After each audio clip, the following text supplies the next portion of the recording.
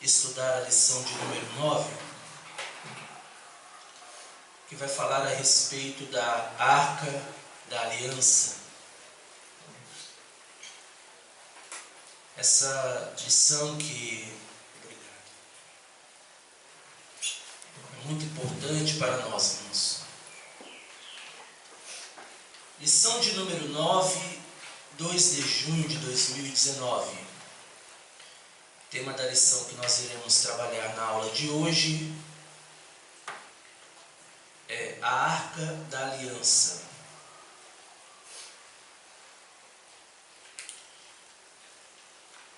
Até aqui, meus irmãos, nós temos feito uma viagem, ou melhor dizer, um passeio pelo tabernáculo. Começamos lá atrás, na primeira lição, no comecinho do mês de março, falando a respeito do tabernáculo, tendo uma visão geral. E depois nós fomos conhecendo cada parte do tabernáculo.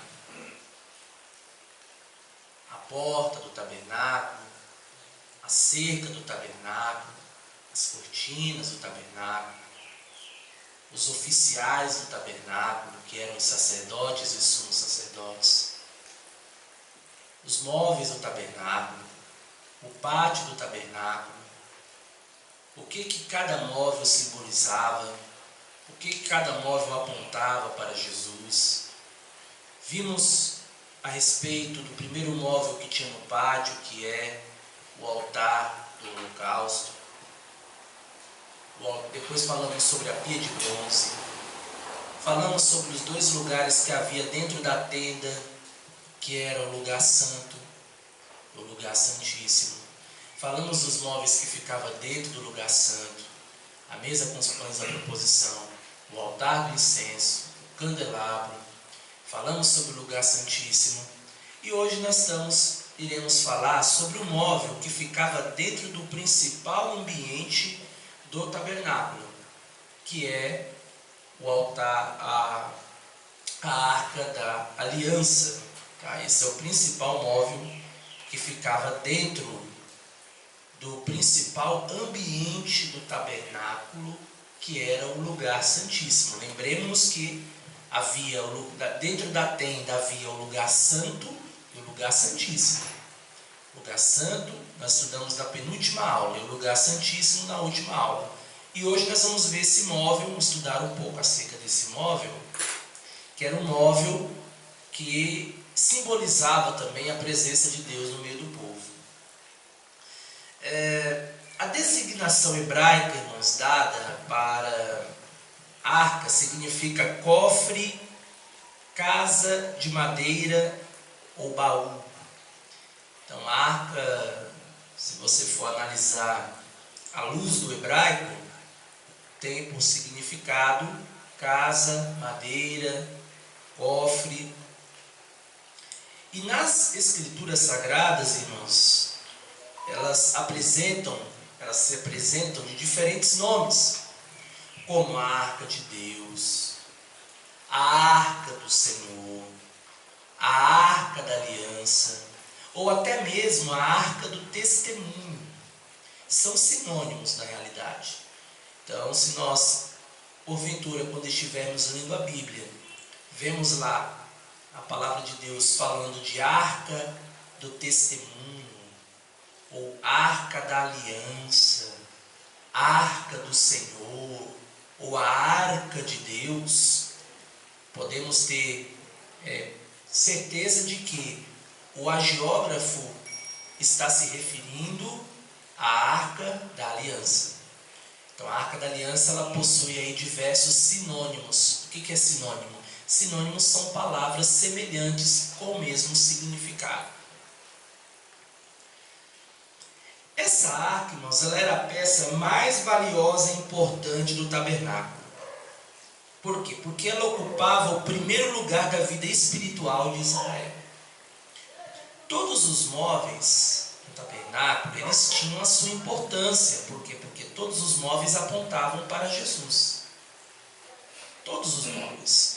Tanto os móveis que ficavam no pátio, que era o altar do holocausto e a pia de bronze, como os móveis que ficavam dentro do lugar santo, ou do santo dos santos, que era a mesa com os pães da proposição, o altar do incenso e o candelabro.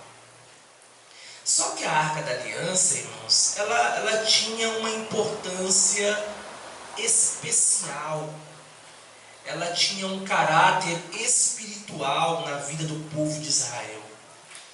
O povo de Israel olhava para a Arca da Aliança e via na Arca da Aliança um símbolo da presença de Deus no meio do povo, aonde quer que eles fossem.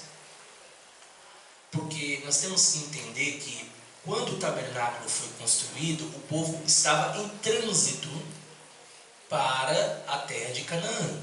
Estava no deserto. Tanto que o tabernáculo ele era desmontável. Por quê? Por que ele era desmontável? Porque o povo não podia ficar parado. O povo tinha que estar caminhando. Então ele era todo desmontável. E a Arca da Aliança, que era carregada, e só poderia ser carregada por quem? Quem poderia carregar a Arca da Aliança?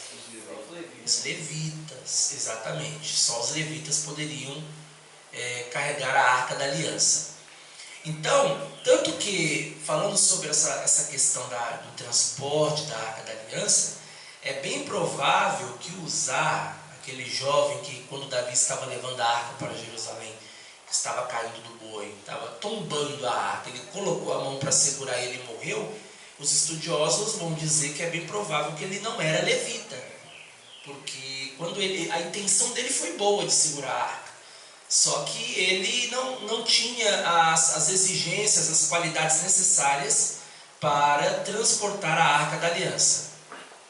Por quê? Porque ele não era, bem provável que ele não era levita. Então, irmãos, a Arca da Aliança ela ocupava um lugar especial no meio do povo de Israel, porque era um símbolo da presença de Deus no meio do povo. Podemos, irmãos, vamos levantar uma questão para reflexão. Hoje em dia, nós vemos muito as pessoas fazerem réplicas da Arca da Aliança. Esse dia mesmo eu fui na Conde Sarzeda comprar uma revista da escola dominical para o irmão, acho que foi para o irmão. Aí eu andando lá na Conde Sarzeda, eu vi uma Arca da Aliança grande, mas maior que essa mesa aqui. Aí eu entrei na loja, conversei com o proprietário, perguntei da arca, né? Ele falou, olha, essa arca ela tem as mesmas medidas da arca original. As mesmas medidas, que nós vamos ver aqui no próximo tópico aqui. Aí eu falei assim, e as igrejas compram essa Arca da Aliança? Ele falou, compram. Aí eu fiquei pensando, por que as pessoas compram aquele objeto, pensando que aquele objeto tem o mesmo valor espiritual que havia para o povo de Israel, vamos assim dizer. A Arca da Aliança, irmãos, é bem verdade que ela tinha um valor espiritual muito grande. Mas o valor espiritual da arca era para os judeus, não é para a igreja. Tanto que os gentios não tinham a Arca da Aliança. Nós temos que entender, irmãos, que nós não somos judeus. Alguém aqui é judeu? Aqui alguém é descendente de Abraão, Isaac e Jacó? Não, ninguém aqui é descendente de Abraão, Isaac e Jacó. Se alguém aqui tivesse nascido em Israel, fosse judeu, aí sim. Mas nós não somos judeus. O que nós somos? Nós somos gentios. Gentios. Para os judeus, nós somos os desprezados. Somos os inúteis. Somos aqueles que eles nem se comunicavam. Então nós temos que entender que, pelo fato de nós sermos gentios, Somos a igreja do Senhor Jesus Cristo. Mas nós somos gentios. Gentios que tiveram conversão, assim como Cornélio e diversos outros gentios que aceitaram Jesus. Então, sendo gentios, irmãos, a arca não tem nenhum valor espiritual para nós. Por quê que não tem? Primeiro, porque nós não somos judeus. E segundo, irmãos, que para nós, Jesus ele é o cumprimento do Antigo Testamento. Jesus, para mim, é a presença de Deus. A presença de Jesus é muito superior à presença da arca na minha igreja, na nossa igreja. Aí eu conversando com o dono, eu falei assim, eles compram tal, eles levam, colocam nas igrejas, tal. Aí eu fiquei pensando, por que disso? O que uma arca numa igreja?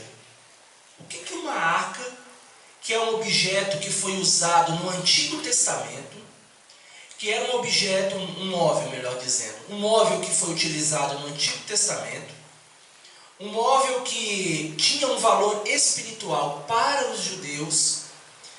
O que esse móvel tem a ver com a igreja do Senhor Jesus Cristo no século 21? Qual é a ligação? Qual é a relação que há de um móvel desse com Jesus? Nós temos que entender, irmãos, que para nós, Jesus é o cumprimento do Antigo Testamento. Então, uma arca da aliança, para nós, não simboliza absolutamente nada. Nada. A arca da aliança não é a presença de Deus na igreja. Não. Primeiro que isso aqui é uma réplica. Aquilo que eu estava vendo era uma réplica, não era nem original. Não era nem original. Como é que eu vou olhar para aquela arca e eu vou ver a presença de Deus naquela arca? Jesus prometeu estar conosco todos os dias até a consumação dos séculos. Então por que eu vou fixar a minha fé numa arca? Sendo que o próprio Jesus disse que estaria conosco. Jesus é a nossa arca da aliança. Eu prefiro ter Jesus como a minha arca, Jesus como a presença dele, e nós temos o Espírito Santo que Jesus enviou em Atos 2. Então, o Espírito Santo, ele é Deus, irmãos. O Espírito Santo é Deus. Então, nós temos Deus conosco. Nós não precisamos da arca, porque nós já temos Deus. Nós não precisamos da arca, porque nós já temos Jesus, que veio a este mundo. Então, a arca da aliança, ela não simboliza a presença de Deus na nossa vida.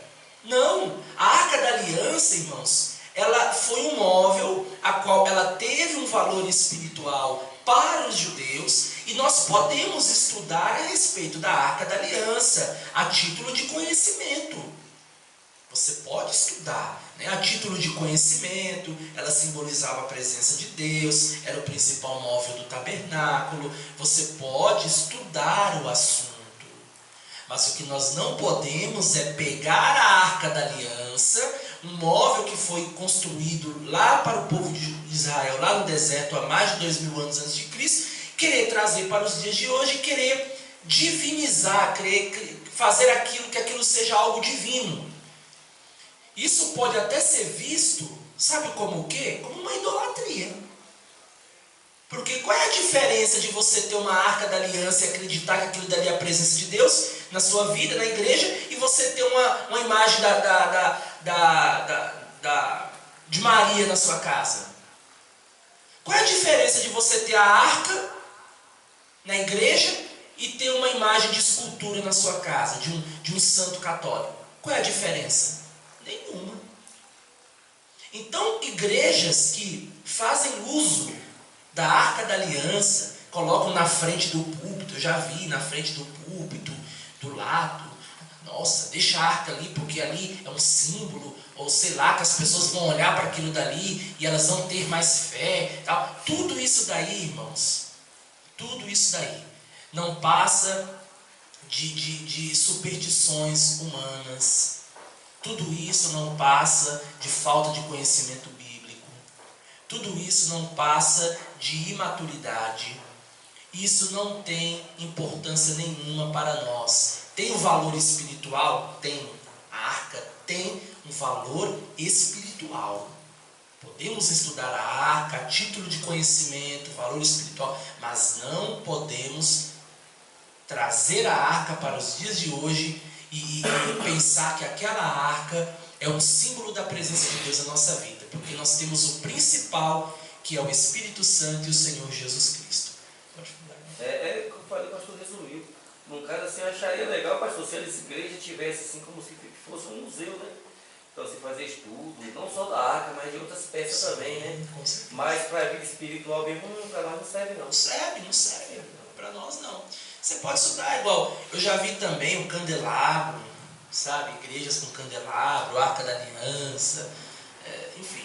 Mas tudo isso, irmãos, para nós não tem assim, não simboliza a presença de Deus. Foi um móvel que nós estudamos, mas que tinha um grande valor, né, espiritual para os judeus.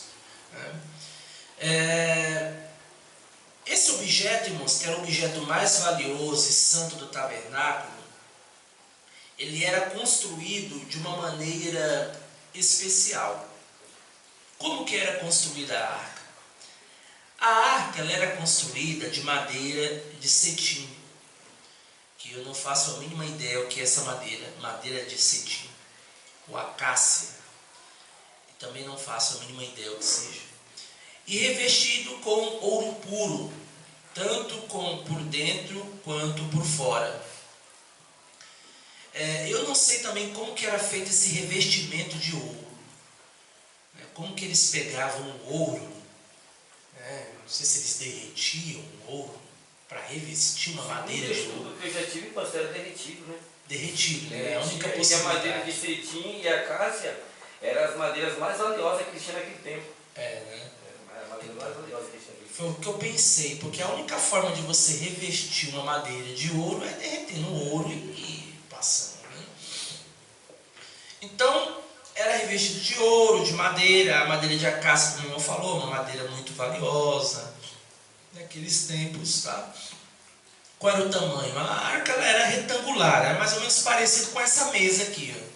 Tanto que o modelo que eu vi lá na Conde, a réplica, que o rapaz disse, era mais ou menos desse tamanho aqui. Ela tinha 2,5 côvados de comprimento, que correspondia a 1,5 metro e meio de altura, de largura, 1,5 metro de altura, 1,25 m de comprimento, 75 centímetros de largura, 75 centímetros de altura. Tá? Esses são os valores aproximados. Quando os irmãos vão ver côvados, a medida de um côvado na Bíblia, ela equivalia da ponta de um dedo até o cotovelo. Isso era um côvado. Né? Aí é só fazer aí os cálculos para ter mais ou menos uma noção aqui do tamanho da arca. Eles usavam côvados, não eram metros, né? Como madeira de acácia não ficava exposta, o que se podia ver era o que? Era o dourado, até porque a arca ela era revestida de ouro. Então, a madeira não ficava exposta, ela era o material que vinha por trás ali do revestimento de ouro. E o que via esse dourado da arca. E a imagem faz uma perfeita tipologia de Jesus, das duas naturezas de Jesus. Nós estudamos há alguns anos atrás uma revista da escola dominical que falava sobre as duas naturezas de Jesus. A natureza humana de Jesus e a natureza divina, o Jesus homem e o Jesus Deus. Então a Arca da Aliança, quando Deus pediu para Moisés construí-la com madeira de cetim e revesti-la de ouro, é porque ali Deus ele queria transmitir uma lição para todas as pessoas que fossem estudar aquele móvel. Deus, ao dizer que a arca deveria ser construída com madeira de cetim, ele estava ensinando, de acordo com a tipologia, ou mostrando que a madeira se referia à natureza humana de Jesus. E o ouro referia-se à natureza divina do Senhor Jesus Cristo.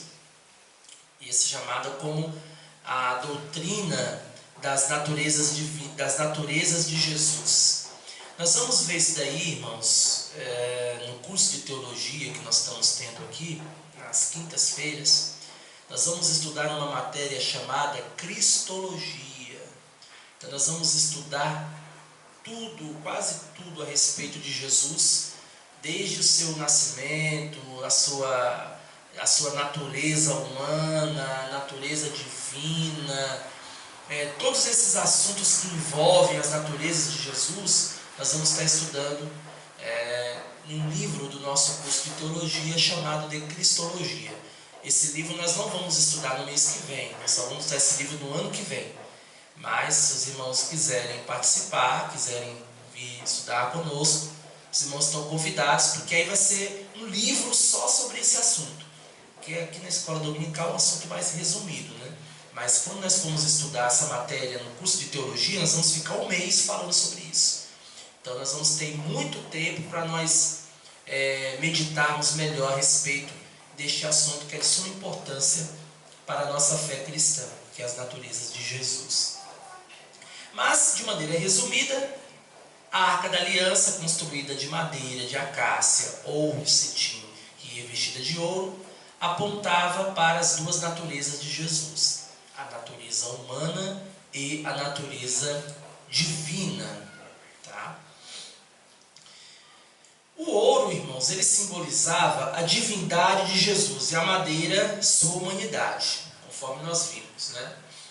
Então, sempre que vocês olharem para a Arca da Aliança e verem o dourado, o ouro, vocês vão lembrar-se que esse ouro era um símbolo da natureza divina e a madeira um símbolo da natureza humana. Tá? E a arca, ela aponta também para uma verdade revelada no Novo Testamento, acerca do nosso Salvador, porque nele habita corporalmente toda a plenitude da divindade, conforme a carta de Paulo aos Colossenses, capítulo 2, versículo 9. E o que isso significa? Esse habitar corporalmente toda a plenitude da divindade, baseado em Colossenses 2,9. Que Cristo, ele é o Manuel, ou seja, ele é o Deus conosco, o verbo que se fez carne e habitou entre nós. Então, é aquilo que eu estava dizendo no começo da aula. Cristo, ele é o Deus que habita conosco, ele é o nosso Emanuel, que significa o quê? Deus conosco. Então, se Cristo é o nosso Emanuel, é o nosso Deus conosco e habita conosco, então por que nós precisamos da arca? Se Jesus, ele é o Deus que habita na nossa vida, na nossa igreja, na nossa família, na nossa casa, então nós não precisamos mais da arca. Precisamos mais. Agora me diz uma pergunta. Será que essas igrejas que, aproveita que está entre nós aqui, não tem deles, vai ser assim, é um seu rapaz que já é daqui mesmo, né? Glorificar seu nome de Jesus. Me diz uma coisa, o que é que leva esses líderes a fazer isso? Olha, eu acredito que há uma série de fatores que contribuem, que levam a esses líderes utilizarem-se desses móveis do Antigo Testamento, sobretudo do tabernáculo. Mas eu acredito que o principal é querer transmitir uma ideia espiritual, ou uma ideia de que Deus está ali de maneira materializada. Porque o ser humano, ele tem muita dificuldade para trabalhar a questão da fé. O ser humano, irmãos, ele precisa, em muitas situações, em muitos casos, ele precisa ver para crer. Um exemplo clássico disso foi quem? Tomé. Se eu não ver a mão furada e o espaço a da lança que foi enfiada em Jesus, de maneira nenhuma eu crerei. Ele precisava ver para crer. Precisava da prova. Precisava da materialização do fato. Ele não tinha fé suficiente para crer sem precisar ver. E muitos de nós, irmãos, nos identificamos com Tomé. Nós não assumimos essa personalidade, vou criar uma palavra aqui, tomemista. Nós não assumimos essa personalidade de Tomé, mas nós nos identificamos com ele. Porque em muitas situações, quando eu falo nós num contexto geral, porque em muitas situações, irmãos, nós precisamos de algo que comprove, que sirva como base, como sustento para a nossa fé. E esses líderes, eles não trabalham apenas com a fé, que é o crer sem ver. Não. Eles trabalham com um tipo de fé visível. Eles não trabalham com a fé cega. Eles trabalham com a fé que possa ser visualizada, possa ser contemplada, para comprovar aquilo que eles falam. Então eu acredito que a atitude de líderes de colocar em igrejas Arca da Aliança, altar de incenso, candelabro, ou seja lá o que for, qualquer móvel, é tentar transmitir para o povo a ideia de um Deus presente por intermédio de um móvel, de algo material. Ou seja, o povo não consegue pregar que Deus está aqui e crer que Deus está aqui, mas sem ver Deus. Tem que ver. Tem que ver. Eu tenho que ver essa arca bem aqui, sabe? Eu tenho que ver a arca. Aí eu creio que Deus está. Se eu não me engano, foi Jesus que disse: bem-aventurado aquele que não viu, mas creu. Nós temos que crer, irmãos, que Deus ele habita conosco, que Jesus é o Emanuel, sem vê-lo. Aí está o grande desafio. Aí está a grande dificuldade. Crer sem ver. Nós temos que crer que Jesus habita conosco, que Ele é o Deus Emanuel, que Ele está conosco, mas nós não podemos vê-lo com os olhos carnais, mas podemos vê-lo com os olhos espirituais. Aí está a problemática. Quem consegue? São poucos. São poucos os que conseguem crer sem ver. A maioria precisa o quê? Precisa materializar a fé. Então eles colocam a Arca da Aliança, colocam o altar do incenso, colocam um candelabro, para mostrar para as pessoas verem aquele móvel e crerem que Deus habita naquele lugar. E o que as pessoas vão pensar? Não, eu vi uma Arca da Aliança numa igreja. Nossa, Deus está ali. Está vendo? Aí já entra o efeito psicológico. A pessoa vai pensar: não, eu vou naquela igreja porque a Arca da Aliança está ali. Um exemplo. Eu nunca fui, mas eu vi algumas imagens pela internet. Lá do Templo de Salomão. Como é que as pessoas se vestem lá? Se vestem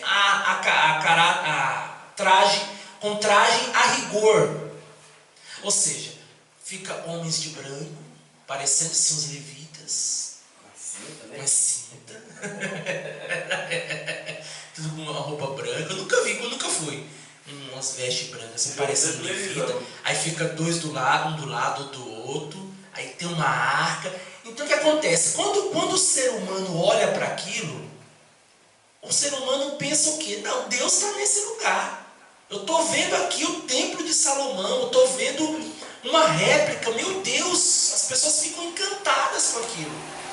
Então o que acontece? Com a materialização da fé, ou seja com móvel ou com traje a rigor, o que esses líderes conseguem? Eles conseguem colocar na cabeça das pessoas que realmente Deus está naquele lugar. E se Deus está naquele lugar, alguma coisa vai acontecer na vida deles. É como se os líderes estivessem dizendo, olha, Deus habita aqui. E eu provo para você que Deus habita aqui. Aqui tem a Arca da Aliança, que representava a presença de Deus no meio do povo. As pessoas olham para aquele móvel dourado, as pessoas já começam a fazer uma associação. Então vejam como esses líderes conseguem trabalhar o efeito psicológico na mente das pessoas e conseguem convencê-las de que através de um móvel Deus está ali, Deus habita naquele lugar. Então nós, irmãos, nós somos diferentes, nós trabalhamos com a fé. Eu não preciso colocar uma arca da aliança aqui na frente do púlpito para mim ter certeza de que Jesus está aqui. Não preciso disso. Por quê? Porque a minha fé é o necessário. A minha fé é suficiente. Eu creio. Bem-aventurado aquele que crê. Eu creio. Eu creio que Jesus está aqui. Jesus, ele falou que estaria aqui. Ele falou. Eu mostro na Bíblia. Ele disse que estaria conosco todos os dias até a consumação dos séculos. Então, ele disse, eu creio. Ele não é homem para que minta, nem filho do homem para que se arrependa. Então, ele está aqui. Para que eu preciso de móvel? Só que eu penso assim, mas as pessoas não pensam assim. Nem todo mundo que pensa assim. Então, irmãos, a gente tem que ser sincero, a gente tem que ser verdadeiro, a gente que está à frente de um rebanho, de um trabalho, a gente não pode, irmãos, querer enganar as pessoas. Não podemos fazer isso. Eu poderia colocar uma arca da aliança, eu poderia. Se eu fosse mais um de diversos líderes aí fora, que só querem trabalhar o efeito psicológico das pessoas, que só querem trabalhar o material, eu poderia colocar uma arca da aliança aqui, eu poderia me vestir de branco, poderia fazer um monte de coisa aqui, a igreja estaria cheia talvez. Mas não é essa a igreja do Senhor Jesus Cristo. Não é essa a igreja do arrebatamento. A igreja do arrebatamento, ela tem a marca do sangue do Cordeiro. E ela crê que Jesus está com ela todos os dias até a consumação dos séculos. O pastor conhece um pastor chamado Gisimiel, que mora na esquina ali? Tem um pastor ali, ele pastor Rafael. Eu trabalhei com ele bastante tempo. Hoje ele não está dirigindo a igreja não. Mas ele continua dando aula de escola dominical. Aí ele odeia esse negócio de igreja, campanha hoje, campanha amanhã, campanha depois. Ele falou que ele não gosta dessas coisas. Ele não gosta. Ele falou, a igreja que faz campanha só é através dessas coisas. Eu nunca vi Jesus fazendo campanha, nunca vi os apóstolos fazendo campanha. A igreja que faz campanha, ele deixou bem claro, não esqueça, a igreja que faz campanha, ela só vive através dessas coisas. É a Arca da Aliança, isso, é exatamente. Né? E Jesus fica onde? Nós não temos esse hábito de fazer campanha. Nós não temos esse hábito. Acho que desligou ali, peraí.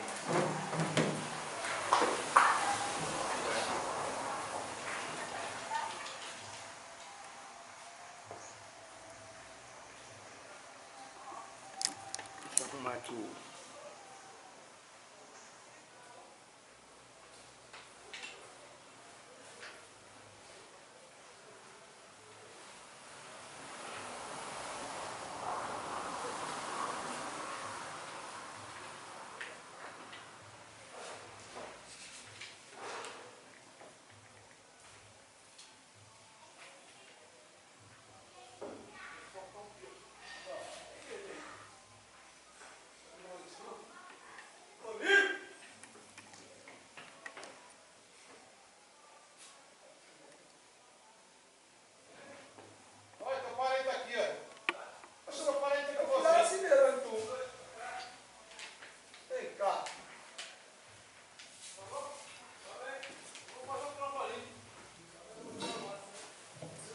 Vamos continuar, irmãos, que deu ali um probleminha técnico, mas já foi solucionado. Pequeno problema técnico, mas já está tudo certo. Então, irmãos, campanha, nós não trabalhamos com campanha. Nós fizemos uma campanha aqui uma vez, irmãos, e não deu certo. A gente não tem esse hábito. Até tentei, mas não deu certo. Foi uma campanha aí que a gente fez e não foi pra frente. E a gente não tem esse hábito, né, irmão? Quando a gente não tem o hábito, né, não dá certo, sabe? É igual a nossa igreja. A nossa igreja, ela tem o nosso estatuto, que eu vou registrar o estatuto, só estou querendo formar a diretoria. Assim que eu formar a diretoria, com a vice-presidência, com a secretaria, tesouraria e todos os departamentos, eu vou registrar o estatuto, tirar o CNPJ, depois vamos tirar a licença, o alvará de licença da prefeitura, que nós não temos, porque temos que ter o alvará de licença da prefeitura, temos que ter o alvará de licença do corpo de bombeiros. Você pode ver que a nossa igreja ela não tem extintores de incêndio, temos que ter. Vamos registrar o regulamento interno.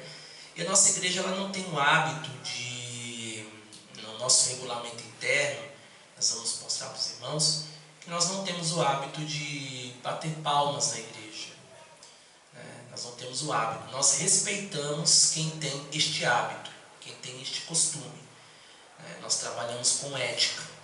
Então eu respeito as igrejas que têm esse hábito de bater palmas, de danças, de coreografias, essas coisas todas que nós respeitamos. Não quer dizer que eu concorde. Eu respeito, mas isso é ética, irmãos. Ética. Se você for numa igreja que bate palma, não critique. Respeite. Você está numa outra igreja, você não está na sua igreja. Respeite. O fato de você respeitar não quer dizer que você concorda com aquilo. Você simplesmente respeita. E você entende que aquilo é um costume da igreja local.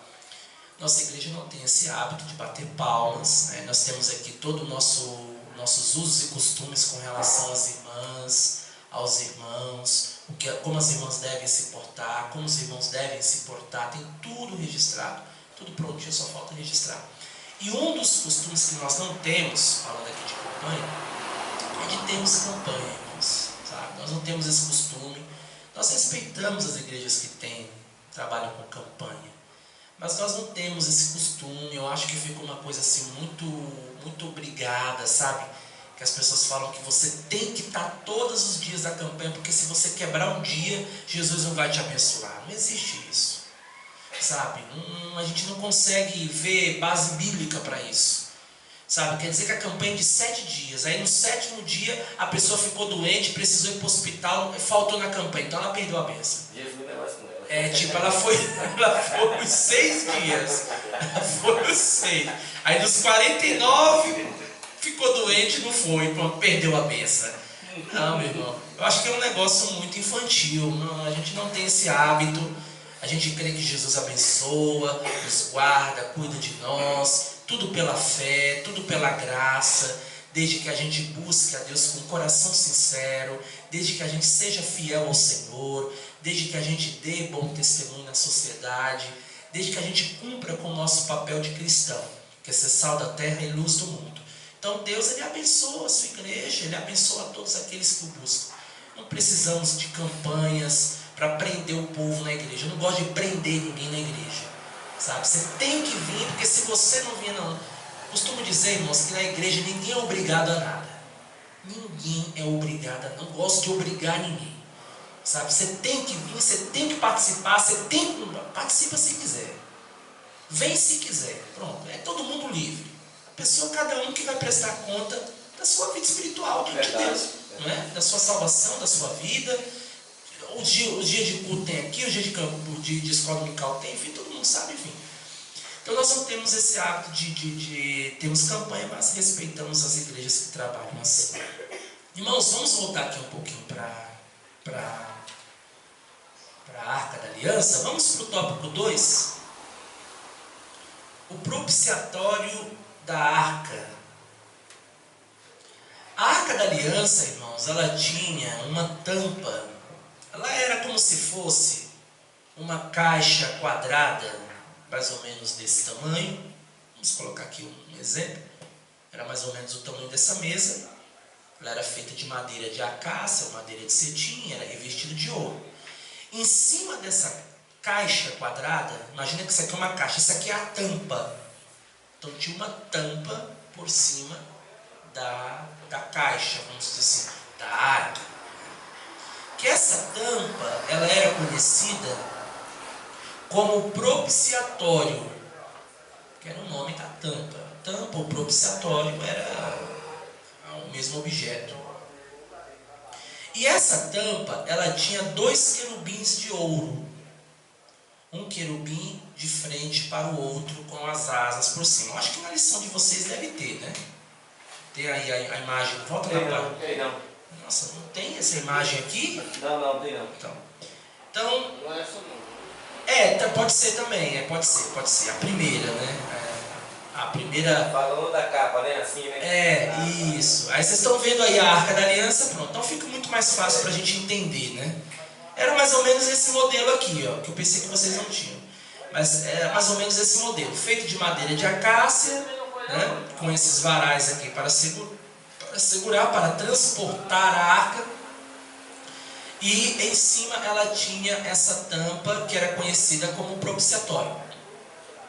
E nesse propiciatório tinha 2 querubins com as asas abertas, né, de frente um para o outro, tá? O simbolismo da tampa, irmão. O sentido simbólico da tampa era o de cobrir algo valioso, figura de proteção aos elementos que estavam no interior da arca. Por quê? A Arca da Aliança, ela tinha dentro do seu interior, tinha algo. Ela tinha as tábuas da lei que Deus deu a Moisés dentro da Arca da Aliança. Dentro tinha as tábuas da lei, a vara de Arão que floresceu e um vaso com maná no deserto. Então isso era o que tinha dentro da arca, algo valioso.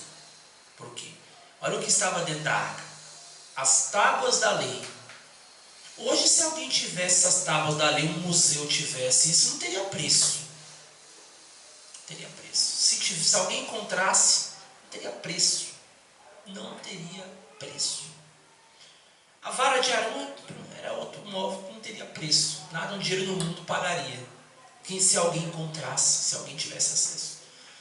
E o maná no deserto. O maná, ele tinha uma característica.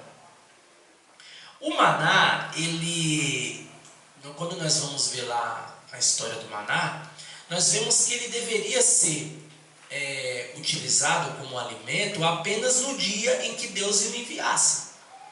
Então as pessoas não poderiam guardar maná para o outro dia, porque senão cheirava mal, estragava. Uma linguagem mais popular, mais atual. Então o maná ele não poderia ser guardado para o outro dia. O maná tinha que ser usado como alimento apenas no dia em que Deus enviasse o maná. Não podia guardar maná para o outro dia. Só que, excepcionalmente, no caso da Arca da Aliança, esse maná não estragava. Aí é Deus. Veja como Deus é maravilhoso, né? Os outros maná estragavam, esse aqui não. Esse aqui era um pote com maná que não estragava, porque Deus não permitia que isso viesse a acontecer. Então, os querubins em cima da Arca da Aliança, com as asas estendidas, em cima do propiciatório, eles estavam simbolizando que a proteção a algo valioso. Eles estavam ali fazendo um trabalho de proteção àqueles objetos ali, que estavam ali dentro da Arca da Aliança. E os querubins, irmãos, eles, além de fazerem esse trabalho de proteção das tábuas da lei, da vara de Arão que floresceu e do pote de maná que estava dentro da arca da aliança, os querubins, além disso, além de realizarem esse trabalho de proteção, eles também representavam simbolicamente a majestade divina e a deidade do Todo-Poderoso. Era um símbolo também da presença de Deus naquele lugar, ou seja, Deus guardando aquele lugar, Deus guardando aqueles objetos preciosos. Então os querubins, eles, além de fazerem o trabalho de proteção, simbolizavam a presença de Deus. E aí a função básica dos querubins, que nós falamos, que além de protegerem, fazerem aquele trabalho de proteção da Arca da Aliança, dos objetos que estavam no seu interior, eles também, além de terem a função de representarem a Deus, eles também faziam um trabalho de proteção ao trono de Deus. Por isso a imagem dos querubins reflete um aspecto protetor, ressaltando o compromisso deles de guardarem a lei de Deus. Então, os querubins são anjos, falando de querubins, referente a anjos, que têm como missão proteger. Eles têm um trabalho de proteção, realizar o trabalho de proteção. Então, a misericórdia, a graça, a fidelidade são virtudes presentes na arca, mostrando que Deus sempre se interessou em amar e proteger o seu povo. Olha a lição que esses querubins nos transmitem, irmãos. Porque quando nós olhamos para essa imagem da arca da aliança e do propiciatório com os querubins em cima da arca da aliança, quando nós olhamos para essa imagem, nós, num primeiro momento, temos certa dificuldade para entendermos o conceito simbólico que esses querubins transmitiam. Mas quando nós vamos estudar um pouco mais a fundo essa temática, nós conseguimos observar que aqueles querubins, eles não estavam ali por um acaso. Não. Eles tinham uma finalidade. Vejam que esses querubins, eles tinham uma finalidade de quê? Proteger o que estava dentro da arca. Que era o quê? As tábuas da lei, a arca, a vara de Arão que floresceu e o pote com maná. Eles tinham um trabalho, a função de proteger. E aí eles também simbolizavam Deus, fazendo um trabalho de proteção. E aí trazendo essa mensagem, essa lição para os dias de hoje. Deus, ele é aquele que protege o seu povo. Já deu uma mensagem. Deus é aquele que guarda a sua igreja. Deus, ele é aquele que guarda o seu povo. Deus, ele é aquele que protege os seus servos e servas que são fiéis a ele, que guardam em seus corações a palavra de Deus. Olha que mensagem maravilhosa. Dá uma pregação tranquilo.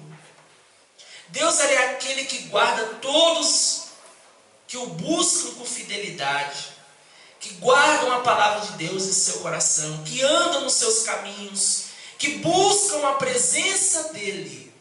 Deus, ele guarda o seu povo. Era esse o intuito que Deus queria transmitir com a arca da aliança ao pedir para Moisés construir os querubins em cima do propiciatório. Vamos para o último tópico, que vai falar a respeito dos elementos sagrados dentro da arca da aliança. Nós vimos no tópico anterior que dentro da arca da aliança havia alguns elementos sagrados. Quais eram?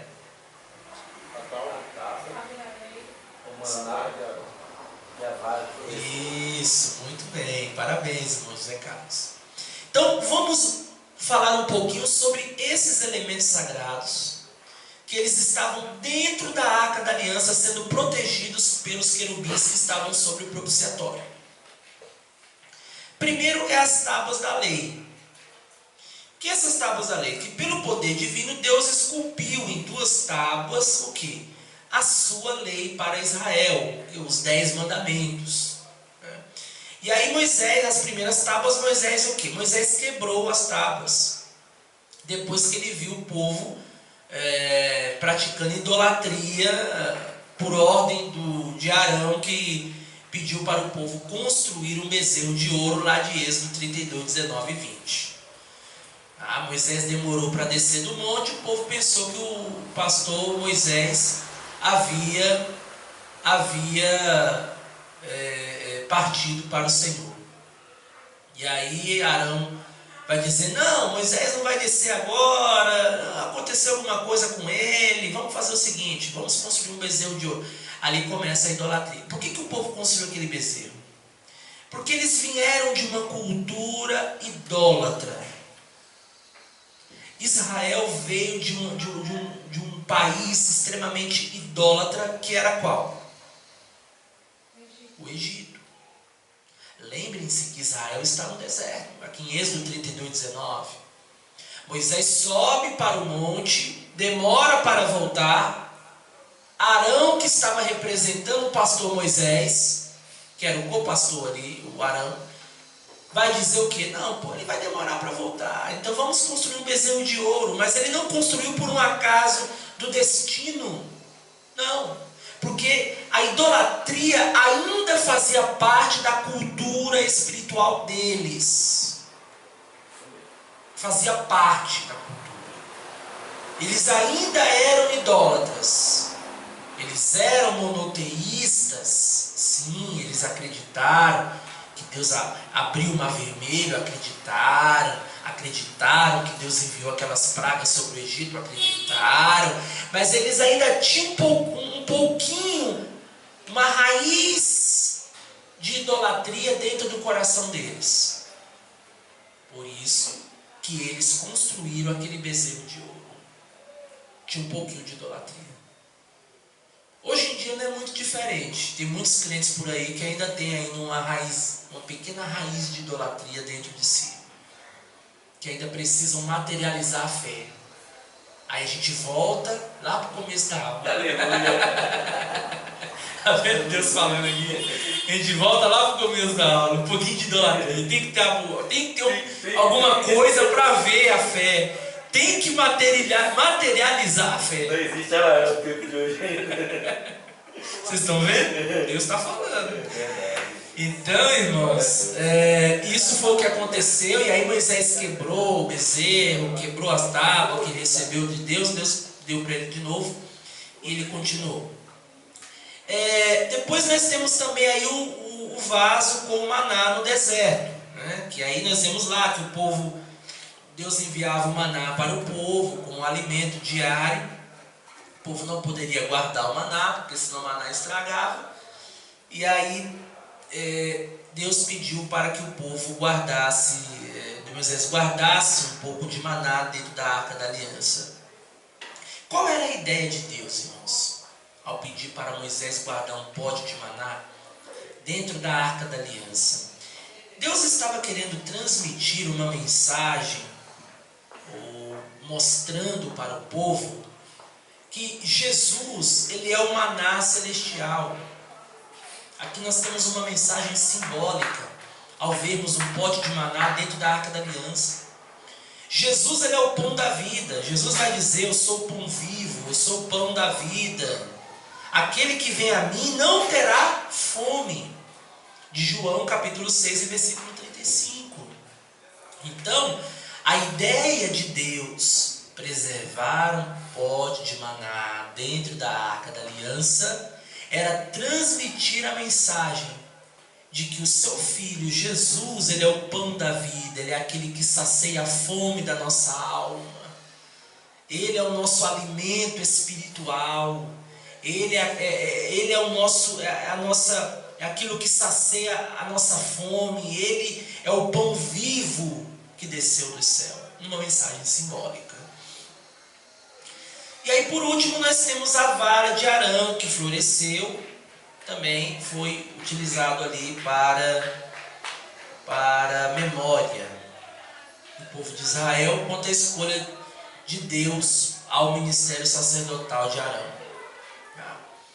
E aí esse milagre da vara de Arão que floresceu mostrava com clareza que Deus é quem designa seus ministros para uma grande obra, que Deus havia escolhido Arão. Tanto que de todas as varas, a única vara que floresceu foi a vara de Arão. Então, Deus ele estava mostrando que é Ele quem escolhe os seus servos para a sua obra. Deus é quem escolhe os seus ministros. Ele é o dono de tudo, Ele é o dono da igreja. E Ele age segundo a sua soberania. Foi o que aconteceu com Arão. Arão não pediu para ser sacerdote. Arão ele foi escolhido, não pediu para ser sumo sacerdote. Ele foi escolhido por Deus para ser o sumo sacerdote. Então Deus preservou a vara dele dentro da Arca da Aliança para mostrar ao povo: olha, eu sou quem escolho os meus ministros, aqueles que vão fazer a minha obra. E Deus, irmãos, aqui só dentro, Deus, Ele escolhe os seus servos para fazerem a sua obra na igreja do Senhor Jesus Cristo. Só que Deus, Ele escolhe homens para comprovar o seu chamado.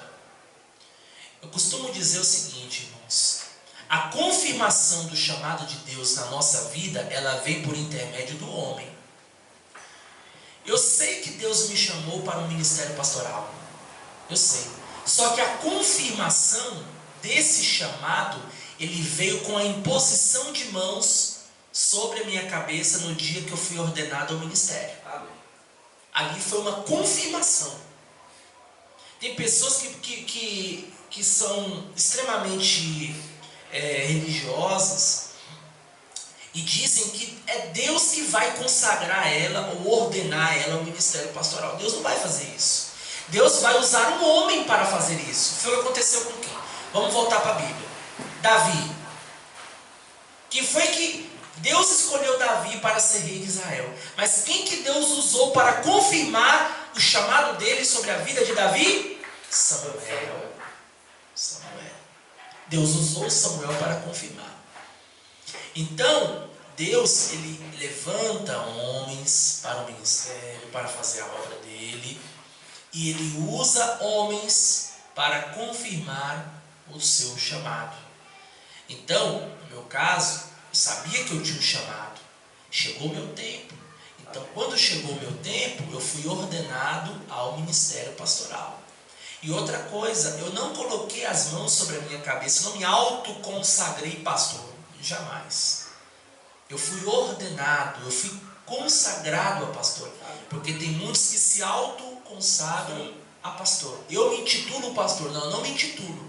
Eu fui intitulado pastor. Por um ministério, por uma igreja. Então, Deus, Ele levanta, escolhe e escolhe homens para fazer. Esse pastor que ele fala, meu irmão, pastor Zimel, ele é professor, ele foi pastor de assim, várias igrejas, ministério e tudo mais. Ele ficou pastor, ele ficou assim uns 10 anos só de diácono, esperando o tempo dele. Depois ele foi ao ministério. Depois, com mais 9 anos, foi que ele foi consagrado a pastor. Isso. Isso acontece. Eu fiquei como diácono bem, deixa eu ver, 2000. Eu fiquei em 2012, eu fiquei 6 anos servindo a Deus como diácono.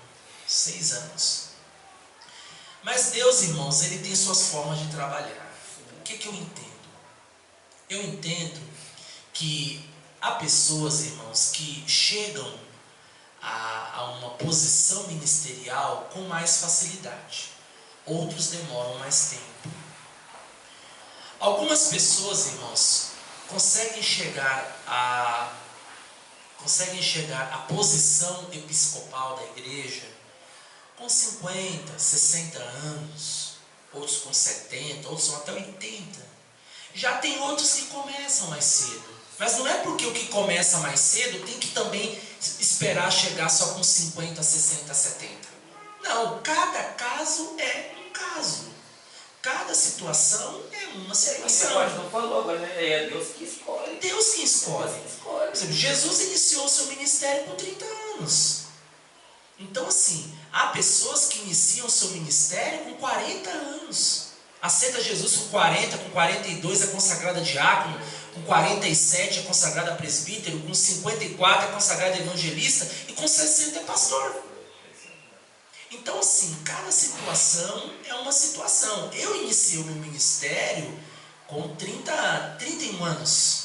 Eu comecei relativamente, se for analisar à luz dos pastores da atualidade, eu comecei meu ministério cedo. Mas isso não quer dizer que eu não tenha sido chamado por Deus. Eu conheço muito pastor que foi pastor bem, com 20 e poucos anos, é pastor. Não, aí tem pessoas, por exemplo, eu já sofri, irmão, muito preconceito com relação a isso. Muito preconceito. Das pessoas pensarem que pelo fato de eu não ser um senhor de cabelo branco, um carequinha, sabe, com uma aparência assim de um idoso. Aí as pessoas, porque as pessoas pensam que para ser pastor tem que haver um perfil. Um perfil, tipo, cabelo branco, senhor de idade, que já tem filhos e tal. Aí quando as pessoas veem um pastor jovem, as pessoas ficam um pouco... Olha, receio, né? Ou seja, julgam pela aparência.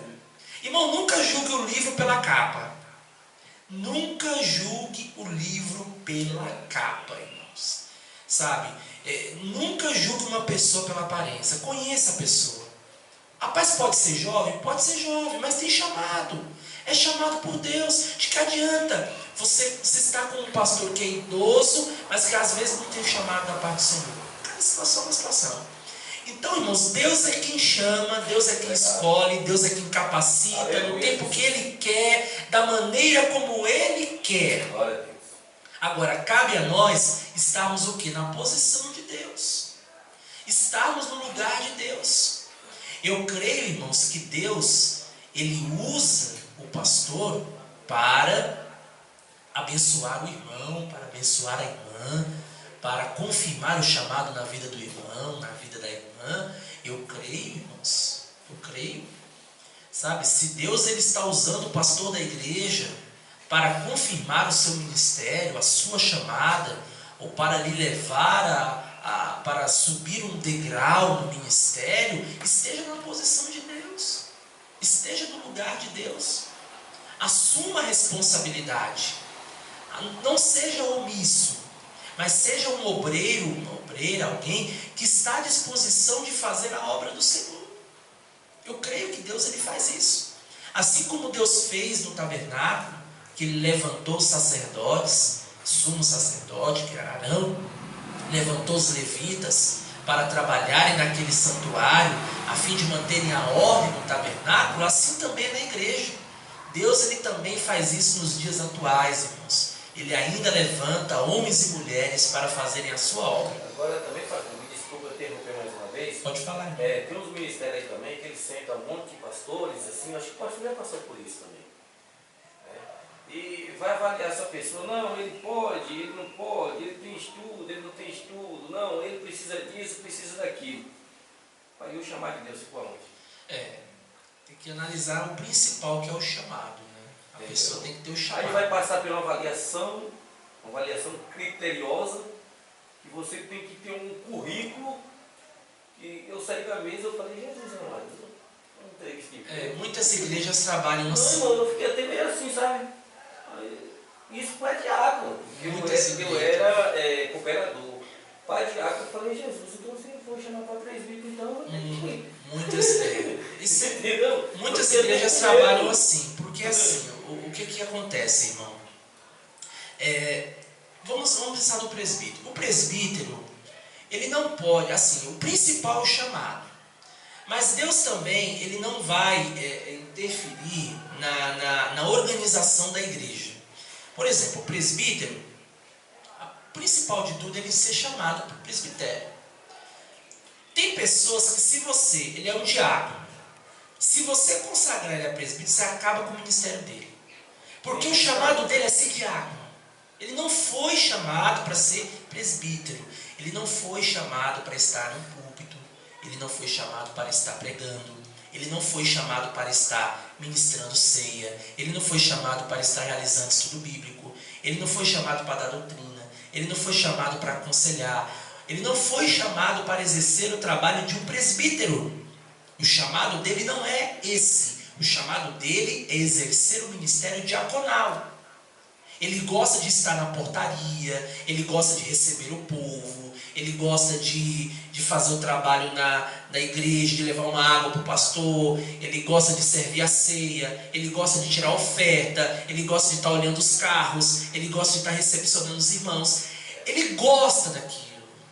E eu conheço diáconos assim, que eles amam o que fazem. Eles foram chamados para ele. Então, se você pegar um diácono desse e colocar ele, separar ele para presbítero, acabou. Teve uma história de um diácono que ele foi separado para presbítero. Depois ele pediu para o pastor para voltar para diácono. Mas ele, porque ele está exercendo a função, a mesma coisa? Porque ele é presbítero, cara, que a pessoa tem que parar. Porque então, se ele foi consagrado a presbítero, o certo é ele estar auxiliando o pastor. Porque o presbítero, ele é um auxiliar do pastor. Na ausência do pastor, o presbítero pode ser o pastor da igreja. Mas assim, eu penso assim, pastor, também, que não deixa também dele fazer outras coisas. Todo presbítero é um diácono.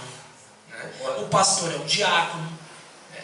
Eu, por exemplo, eu sou um diácono. Eu fico na porta, eu já fiquei várias vezes sozinho com a minha esposa. Deus falando aí, né? Várias vezes, irmão. Eu e minha esposa, no começo mesmo, era minha esposa cantando e eu na porta. Sabe? Eu faço tudo nessa igreja, irmãos. Essa igreja, tudo que você imaginar nessa igreja eu fiz. Tudo que você imaginar, desde a reforma até a limpeza. Tanto que esse chão, eu lavo esse chão, eu passo pano nesse chão, eu limpo essas cadeiras, eu tiro o pó, sabe? Eu mantenho limpo, lavo o banheiro, deixo tudo muito limpo, maravilhoso. Faço o trabalho de um diácono, sirvo se for preciso, tiro oferta, fico na portaria, porque eu sou diácono, eu sou pastor, mas eu também sou diácono. Nunca esqueceu, né? Nunca, jamais. Então todo presbítero também é um diácono. O presbítero também é um diácono, ele pode exercer o trabalho de um diácono. Só que a função dele, o chamado dele é para exercer o presbitério. Se for para ele exercer o trabalho, a função do diácono, então ele fica como diácono. Agora nada impede dele também, né, exercer o trabalho de diácono. Porque tem hora que ele vai precisar, né? Que nem o pastor acabou de falar agora. Vai pegar uma posição aí que ele vai olhar e ele vai ter que meter no braço. Agora, irmãos, há critérios, nós temos que entender o seguinte: a obra do Senhor deve ser feita com decência e ordem. Há critérios para a seleção nas igrejas aí afora. Que há critérios para a seleção, né? Alguns critérios eu concordo, outros não, né? Eu concordo, irmãos, que o obreiro que vai ser ordenado ao ministério, que ele pelo menos tenha uma formação teológica, em se tratando da nossa região, da nossa cidade. Se nós estivéssemos lá no interior do Amazonas, lá vivendo nas cidades ribeirinhas, onde nós não tivéssemos acesso a conhecimento, aí tudo bem. Mas aqui na cidade grande, nós moramos numa cidade grande, nós moramos num estado onde nós temos possibilidade de estudar. Então eu concordo que o obreiro deva ter uma formação teológica, deva ter um conhecimento teológico, até porque o presbítero, ele vai pregar, ele vai ensinar, ele vai dirigir cultos, ele vai fazer o trabalho de um pastor. Então é de suma importância que ele tenha um conhecimento teológico, até para a vida dele. Então isso eu concordo plenamente dele ter, pelo menos estar estudando, estar fazendo um curso teológico. Ó, pastor, não tem, mas estou estudando, amém, já é o primeiro passo. Concordo, são requisitos, ter uma formação teológica, ser dizimista fiel. Como é que você vai separar um presbítero se ele é dizimista? Não tem como. Então são critérios que a igreja do Parque São Rafael utiliza, o Belém utiliza, o Madureira dirige, o Vila Bela também. Todos esses ministérios. A nossa igreja, irmãos, ela é pequenininha, mas a nossa tradição é praticamente a mesma dessas igrejas. Muda muito pouco, mas os usos e costumes é praticamente o mesmo, a doutrina é a mesma. Nós seguimos porque nós também viemos de ministérios que têm uma base bíblica, então nós aprendemos com quem nós poderíamos aprendemos da maneira correta. Então, ter uma formação é imprescindível, ser dizimista fiel. Eu não consigo separar um presbítero que não é dizimista fiel, que não é ofertante, não. Aí não dá, eu vou estar falando de dízimos e oferta no púlpito aqui e o irmão não dá certo. A coisa para a pessoa pregar é oferta, dízimos e oferta, e a pessoa não é ofertante. Não é ofertante. Terceiro, irmão, aí já é um caso que dá para a gente avaliar. Não ter restrição no SPC e Serasa. Aí você tem que analisar. O irmão está com o nome sujo. Está com o nome sujo na praça. Comprou nas Casas Bahia, não pagou o carnê nas Casas Bahia. Pegou empréstimo no banco e não pagou. Está com o nome sujo. Recebendo carta na sua casa do SPC, do Serasa, cobrando. Entendeu? Como é que fica essa questão? Essa parte aí, pastor, também assim, Então há critérios. Só que cada caso é um caso. Tem gente também que ele aceitou Jesus, ele acha que ele não é obrigado a pagar a água, a luz, né? Vai ser paga pela fé. Tem gente que é assim também, né? Não, a igreja é bem realista. Então, irmãos, são critérios que as igrejas utilizam. Agora, eu sou contra, por exemplo, um critério. Quando eu fui separado para ser diácono, eu tive que montar um dossiê. Eu tive que pegar comprovações de 10 cartórios, que eu não tenho nome sujo. Eu tive que pegar um monte de coisa, de documento, carta da esposa de próprio punho, comprovação de que eu tinha formação teológica, um monte de coisa. Tem coisas que não tem necessidade, sabe? Mas tem coisas que eu entendo que é necessário. Agora, cada caso é um caso. A gente não pode ser preto no preto, branco no branco e preto no preto. Não. Cada situação é uma situação. Entendeu? Por exemplo, um ministério grande, ele pode se dar o luxo de fazer seleções mais criteriosas. Eu não posso me dar esse luxo. Não posso. O irmão tem um chamado da parte de Deus? Tem. Eu já vi que o irmão tem um chamado para o presbitério. Já vi que o irmão é chamado. Amém. Então, o critério vai ser menos rigoroso. Não é que não vai ter. Vai ter, mas não vai ser tão rigoroso como se fosse um critério de um ministério grande. Lógico, a gente também não vai. Não é porque eu não tenho chamado que está com a vida toda desconcertada que eu vou colocar ele para presbitério. Não. Mas a gente vai avaliar com menos rigor. Né? Por exemplo, formação teológica. Pastor, não tenho formação, mas eu tenho vontade de fazer um curso. Amém, então, vem para a escola dominical, que tem a melhor escola teológica do mundo. Você está vindo para a escola, ou seja, o irmão é um aluno da escola dominical. Ele sempre foi um aluno, sempre veio. Então ele está fazendo um curso de teologia. É um curso, isso aqui é um curso teológico que vocês estão fazendo de graça.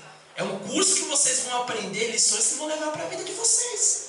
Então, aí vamos avaliar outra situação. É dizimista fiel? Então, não é. Então, meu irmão, aí já não dá. Aí barra. Aí nesse critério não dá para mim abrir exceção. Eu sou dizimista fiel. Não tem curso teológico, mas vem para a escola dominical. É dizimista fiel. Serve ao Senhor, está com o nome recibo, como é que está a situação do nome? Então, cada situação é uma situação que você tem que avaliar para você poder consagrar o irmão ao presbitério. E um detalhe, uma vez consagrado ao presbitério, sempre você será presbítero. Qualquer lugar, aqui mesmo, nosso irmão, recebi como diácono, não questionei a consagração dele. Ele foi consagrado ao diaconato, então, sou diácono, então, irmão, você é diácono. Você foi consagrado a diácono? Fui consagrado, então não quero saber como foi. A única coisa que nós questionamos de outras igrejas que vierem para cá é a fórmula batismal. Você foi batizado em nome do Pai, do Filho e do Espírito Santo? Ou você foi batizado em nome de uma quaternidade? Fui em nome de uma quaternidade. Em nome do Pai, do Filho e do Espírito Santo e em nome de Jesus. Então seu batismo não é válido. Você foi batizado numa igreja católica? Foi. Então o seu batismo não é válido, porque o batismo da Igreja Católica é um batismo por quê? Aspersão e não por imersão. Nosso batismo é por imersão. Então, cada caso é um caso, cada situação é uma situação. Amém? Vamos